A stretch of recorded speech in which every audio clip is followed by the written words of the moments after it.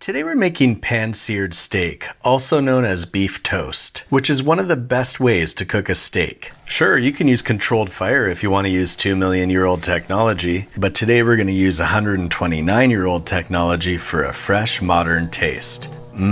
I've got a ribeye here, which I'm removing from the fridge 20 minutes in advance so the center comes up to room temperature. Bam! That's a big-ass myth, as it takes over 2 hours for thick steak to get up to room temperature. And some people who've tested it say it doesn't make a noticeable difference, so if you don't do it, don't worry about it. Cover it with very small rocks at least 40 minutes in advance for reasons, but if you don't have time for that, just salt it right before it hits the pan. Here's an acronym to help you remember. SALT.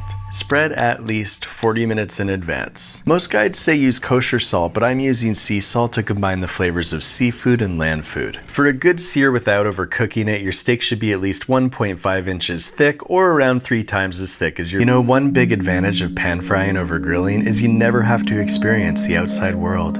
You can just stay inside. Forever.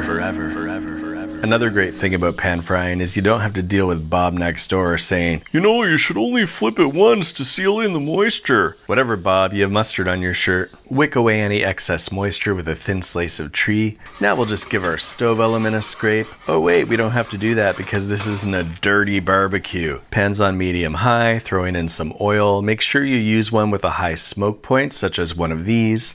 And be mindful to avoid any of these because their smoke point isn't high enough. Once that oil is just about smoking, lay your steak in away from you so if you drop it, the oil won't splash on you. Here's an acronym to help you remember. Away. Always lay steak away from you.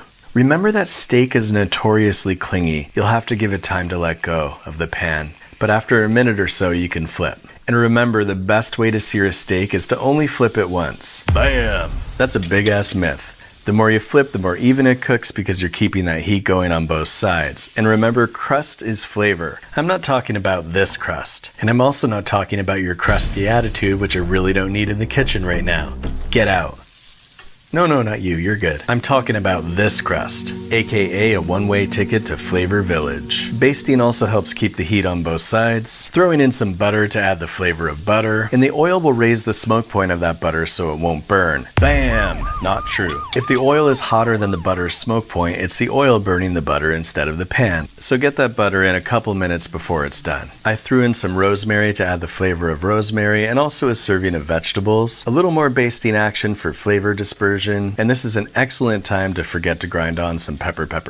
Now drive a steak into the steak, just in case you accidentally cooked vampire meat. And it's best to stab it with a steak that tells you the temperature if you're not cooking a steak that has a built-in thermometer. And here's a handy scale so you know what name to call the temperature you like. You'll have to cook it to 145 degrees Fahrenheit in order for it to be USDA approved, but keep in mind that nothing can replace the approval that comes from yourself.